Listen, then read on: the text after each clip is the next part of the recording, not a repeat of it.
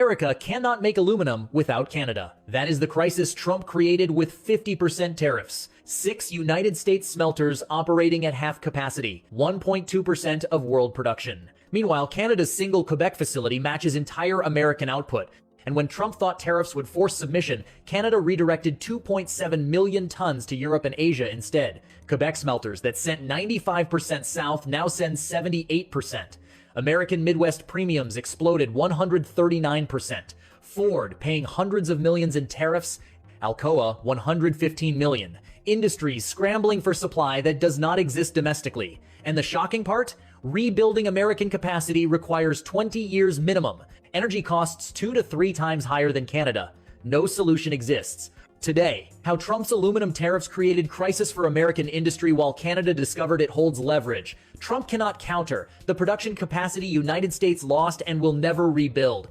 Why energy costs make domestic smelting impossible, and how 2026 shapes up as year Canada uses aluminum as weapon while Trump has no solution. The numbers proving this might be most catastrophic miscalculation of Trump's entire tariff war. Stay until the end. But before we dive into this story, if you appreciate in-depth analysis like this, hit that like button and subscribe to stay informed on the stories that truly matter.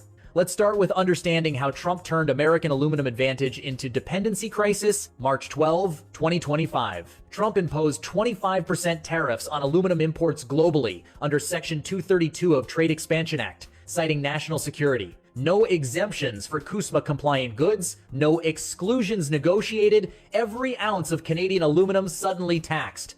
June 4th, Trump doubled tariffs to 50%, added 407 derivative product codes, car parts, appliances, construction materials, all hit with additional duties. Message to Canada: accept our terms or watch your industry collapse. Canada's response? Strategic patience and market diversification. Canadian aluminum producers began redirecting shipments. Europe's suddenly attractive market. Asia willing to pay premium for stable supply. Quebec smelters that historically viewed United States as only customer discovered global demand for North American aluminum produced with clean hydroelectric power. First quarter 2025, Canada sent 95% of production to United States. Second quarter, 78%. 22% year-over-year fall in unwrought aluminum deliveries January through August. 410,600 tons diverted to other markets.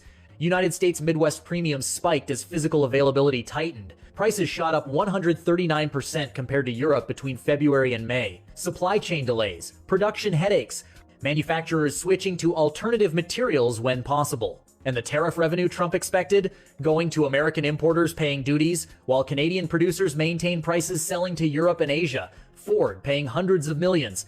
Alcoa 115 million just in tariffs.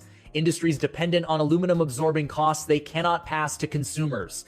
Trump built trap for American industry. Tariffs were supposed to protect domestic production and force Canadian concessions. Instead created supply crisis benefiting neither country but hurting United States far more than Canada. American aluminum industry is shadow of former self with no realistic path to rebuilding capacity. 2025. United States operates 6 smelters, 4 partially or fully curtailed, operating at 53% capacity. Total production approximately 1.2% of world supply. Canada's single Sept Isles smelter produced 628,000 tons in 2024, nearly matching entire United States output.